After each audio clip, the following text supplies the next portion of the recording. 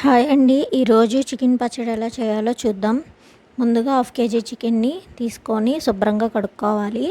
తర్వాత బాండీ తీసుకొని బాండీ వేడైన తర్వాత శుభ్రం చేసుకున్న చికెన్ని వేసుకొని వేయించుకోవాలి. అందులోనే 1 స్పూన్ పసుపు, 1 స్పూన్ ఉప్పు వేసుకొని అందులోకి నీళ్లు ఇంకిపోయే విధంగా అందులోనే ఉడకనివ్వాలి. ఆయిల్ లేకుండానే నీళ్ళు అనేవి వస్తాయండి చికెన్లోంచి మొత్తం నీళ్ళు ఇంకిపోయే విధంగా స్టవ్ మీదే ఉంచుకోవాలి. నీళ్ళు ఇంకిపోయిన తర్వాత చికెన్ని వేరు చేసి అదే కడాయిలో 1 కప్ ఆయిల్ని వేసుకొని ఆయిల్ని హీట్ అయిన తర్వాత ముందుగా తీసుకొని పెట్టుకున్న చికెన్ని వేసుకొని ఎర్రగా వేయించుకోవాలి. ఇవి ఎర్రగా వేగనిచ్చే వరకు ఉండాలి, లేదంటే పచ్చడి పాడైపోతుంది.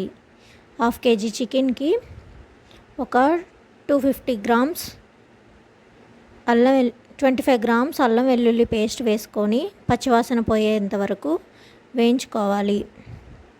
అల్లం వెల్లుల్లి పేస్ట్ పచ్చివాసన పోయేంత వరకు వేయించుకోకపోతే స్మెల్ అనేది వస్తుంది. అల్లం వెల్లుల్లిపాయ పేస్ట్ కరెక్ట్ కొలతలతో తీసుకుంటే పచ్చడికి మంచి ఫ్లేవర్ అనేది వస్తుందండి. అల్లం వెల్లుల్లిపాయ పేస్ట్ మంచిగా వేగిన తర్వాత అందులోనే చికెన్ వేసి చికెన్కి బాగా పట్టే విధంగా బాగా కలుపుకోవాలి. హాఫ్ కేజీ చికెన్కి ముందుగా మనం ధనియాలు, మెంతులు, ఆవపిండి వేసుకొని బాగా కలుపుకోవాలి. హాఫ్ కేజీ చికెన్కి 25 గ్రామ్స్ సాల్ట్ సరిపోతుంది. ఆవపిండి అనేది మనం వేయించుకోక్కర్లేదండి, పచ్చివే పట్టేసుకుంటే ఆయిల్లోనే కదా, పచ్చివాసన ఏం రావు. ఉప్పు ఎంత వేసుకుంటామో కారం కూడా అంతే వేసుకుంటే సరిపోతుంది. 25 గ్రామ్స్ అయితే హాఫ్ కేజీకి సరిపోతుంది.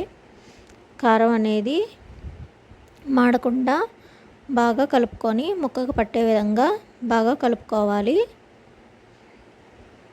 కారం మాడకుండా చూసుకోవాలి, లేదంటే కారం అనేది మాడు వాసన వస్తుంది. కారం వేగిన తర్వాత చల్లారనివ్వాలి. బాగా చల్లారిన దాని మీద ఒక సరిపడా నిమ్మరసం వేసుకొని ముక్కకి బాగా పట్టే విధంగా కలుపుకోవాలి. అంతే అండి, చికెన్ పచ్చడి రెడీ అయిపోయినట్లే. ఇది 4 రోజుల వరకు నిల్వ ఉంటుంది. Thank you for watching.